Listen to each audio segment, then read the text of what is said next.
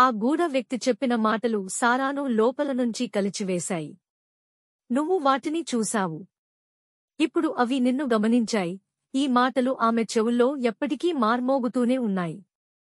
అదే రాత్రి ఆమె ఇంట్లో ఇంటర్నెట్లో ఆ చిహ్నాల గురించి వెతకడం ప్రారంభించింది. అనేక పురాతన గ్రంథాల స్కాన్లు, న్యూస్ క్లిప్పింగ్లు, ఫోరం పోస్టింగ్లు. అన్నిటిలోనూ ఒకే విషయంలో ఉమ్మడి సూచన ఉంది: రాతల వెనుక శక్తి దాగి ఉంది. తర్వాతి రోజు లైబ్రరీకి వచ్చేసరికి ఆమె పని డెస్క్ పై ఒక పాత నోట్ బుక్ కనిపించింది. ఎవరో అక్కడ వదిలినట్లుంది. పేజీలను తిప్పుతుంటే కొన్ని ఆ రహస్య చిహ్నాల బిగ్గరైన డ్రాయింగ్స్ కనిపించాయి. వాటి కింద ఒక లైన్ ఉంది: నగరం కింద మరో ప్రపంచం ఉంది. ఆ పుస్తకంలో ఉన్న ఓ పేజీ చివరన చంద్రబురుజు గుంత అనే ప్రదేశం పేరు కనిపించింది. అది నగర శివారులో ఉన్న ఓ పాత, విస్మృతమైన బావి. అక్కడే ఆమె ప్రయాణం మొదలైంది.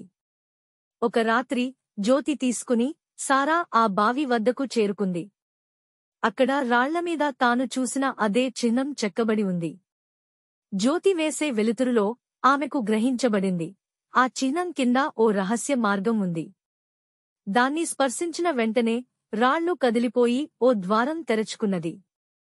ఇదే ఆమె అడుగుపెట్టిన కొత్త లోకపు తలుపు. లోపల అడుగుపెడుతున్నప్పుడే గోడలపై మళ్లీ ఆ చిహ్నాలు మెరిసిపోతూ కనిపించాయి. వాటి కాంతి నెమ్మదిగా మార్గాన్ని చూపుతోంది. పూర్తిగా అంధకారంలో కేవలం ఆ చిహ్నాల వెలుతురు నడిపిస్తున్నది సారాను.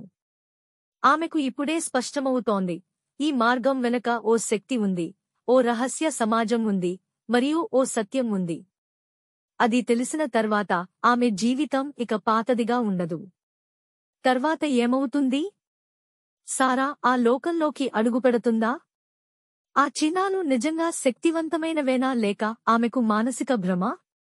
రహస్య సంఘం ఆమెను ఉపయోగించుకుంటున్నదా, లేక రక్షించదలుచుకున్నదా?